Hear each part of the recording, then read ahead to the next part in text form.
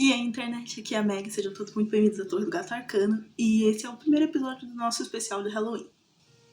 Então, no especial de Halloween, ou seja, durante todo o mês de outubro, todos os vídeos, pelo menos a maioria dos vídeos, vão ser voltados para a temática de horror, tá?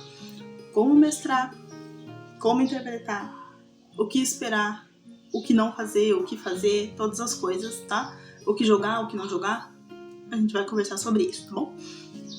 Então, a primeiro momento, como eu sei que muitas pessoas estão aí planejando as suas campanhas, planejando suas sessões, eu vou, nesse vídeo, dar algumas dicas de aventuras, tá? Eu já estava me preparando para fazer esse vídeo, já estava me preparando para o fato de que várias pessoas provavelmente vão querer jogar aventuras de horror. Nos vídeos anteriores, se vocês acompanham aí o canal, vocês já viram que eu estava postando algumas coisas de como interpretar um baralho de tarô, tá? E é sobre isso, ou é a partir disso que a gente vai começar nesse vídeo com as dicas de o que jogar. Então a gente vai primeiro, certo? O primeiro sistema que a gente vai conversar é D&D. Se você joga D&D, eu não tenho outra recomendação para te dar além de Maldição de Strahd, tá bom?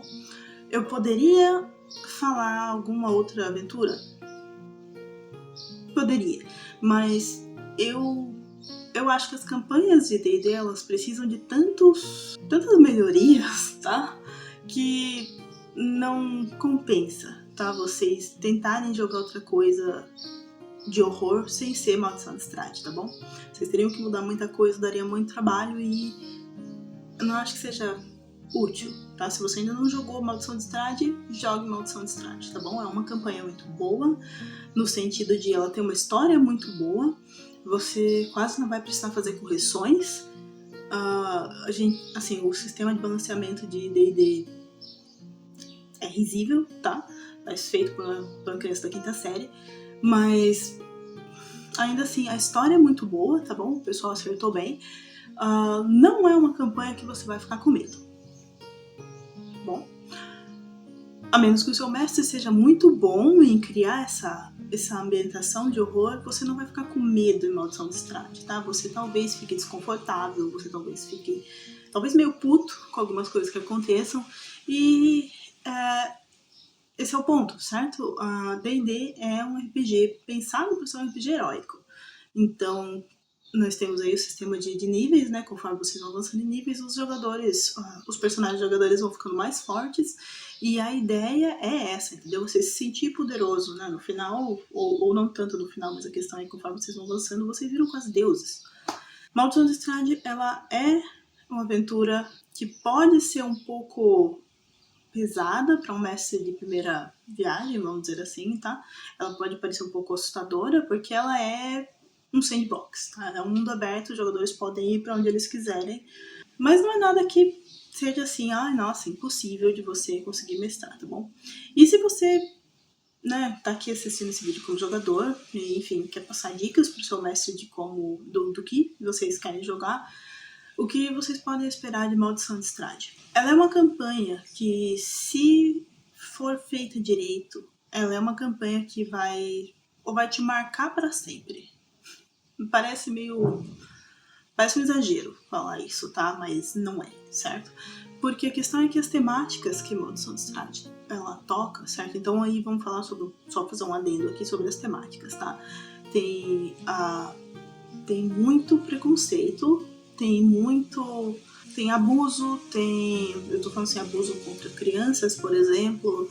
Então tem uns tópicos meio delicados, tá? E isso precisa ser conversado antes, tá bom? Precisa ser conversado até onde o mestre pode ir com relação a isso, tá? Caso você não queira jogar Maldição de Strahd, ou caso você não queira jogar D&D, certo? Chega de D&D na sua vida, tá bom? Eu confesso que eu quero parar de jogar D&D, mas o meu grupo simplesmente não desiste. Mas você ainda quer continuar na temática medieval, a gente vai para Pathfinder. Sobre o Pathfinder nós temos algumas situações. A primeira delas é que, se você joga a primeira edição, eu acredito que tem um módulo de horror que parece muito bom, mas eu nunca coloquei as mãos nele porque eu não consegui achar ele, tá? Ele é caro, tá bom? Então eu não consegui ver se ele realmente presta, tá? Eu vi só um resumo, assim, lá no arquivo de nets, e ele parece muito bacana, tem uma cacetada de coisa, tá bom? Mas não sei dizer, tá bom? Pra Pathfinder segunda edição, eu sei que é o caminho de aventura dos Bloodlords, que eu também não consegui olhar ainda, justamente pelo fato de que é caro, gente, tá? Assim, fica caro sair comprando todas essas coisas, entendeu? E vocês sabem que eu escrevo, eu não vou gastar R$130 para comprar aventuras que eu possa não gostar, sendo que eu posso escrever as minhas, tá? Eu não vou, certo? Então, se você quer jogar Pathfinder e quer jogar uma campanha de horror, eu falaria para você escrever a sua própria aventura. Ou você pode se tornar um arcanista, que é basicamente assinar a minha newsletter e receber as aventuras que eu tô escrevendo. É claro que vocês têm que me deixar saber que vocês querem aventuras de Pathfinder, que daí eu coloco elas como prioridade, tá bom? Continuando. Assim como em D&D, Pathfinder também é um sistema heróico, tá? Então, eu imagino que dificilmente você vai sentir medo se o seu mestre não souber construir, certo? Essa ambientação de horror, tá? Porque vocês são muito fortes, certo? Então, o horror ele precisa ser feito de uma outra forma, uma forma que não aborde a sua inferioridade, porque vocês não são inferiores, entendeu? O horror precisa ser construído de um outro ponto de vista, tá? Por isso, de novo, se você quiser as aventuras que eu escrevo, vai lá, tá bom? Se você é um mestre e você quer dicas de como escrever, eu tô pretendendo fazer tô pensando, né, em fazer uma live de como escrever horror. Provavelmente não, vai ser pra Pathfinder, eu não quero escrever pra D&D. Se você tá interessado nisso, me deixa saber nos comentários que eu dou uma prioridade pra esse vídeo também, tá? Porque enfim, as coisas vão sendo feitas aqui conforme a prioridade é maior. Porque sem tempo, irmão. Mentira, não é porque eu sou preguiçosa mesmo, entendeu? Então, se eu sei que não tem pressa, entendeu? Que não tem ninguém querendo, eu vou ser conforme a minha vontade, o que pode demorar. Então, eu vou falar pra você jogar Sombra do Lorde Demônio. Qualquer aventura de Sombra do Lorde Demônio. Todas elas são muito boas. Esse sistema é acho que é um dos únicos sistemas, se não o único sistema. Eu não vou colocar The Witcher nessa lista, porque The Witcher eu não vi as aventuras, eu não li todas as aventuras. Mas eu acho que Sombra do Lorde Demônio é o único sistema em que eu não morri de tédio lendo as aventuras escritas, tá? Porque eles não me tratam como se eu fosse um acéfalo. E as aventuras realmente elas são excelentes. Se você tem o meu tipo de humor, você vai gostar muito delas, tá bom? Porém, você tem que entender que Sombra do Lorde Demônio, ele é um sistema que não é bonzinho. Vamos fazer um comparativo. Por que Sombra do Lorde Demônio não é um RPG heróico? Apesar de ter níveis, apesar de vocês irem ficando mais fortes conforme, né, vocês vão progredindo. Se vocês progredirem. Enquanto, por um lado, em D&D, quinta edição, vocês têm a magia de criar água. E vocês podem criar uma quantidade específica de água lá, entendeu? Dentro de, abrindo aspas, um recipiente aberto ou fazer chover. Fecha aspas. É isso que a magia tá falando, tá bom? Vou colocar a descrição dela aqui.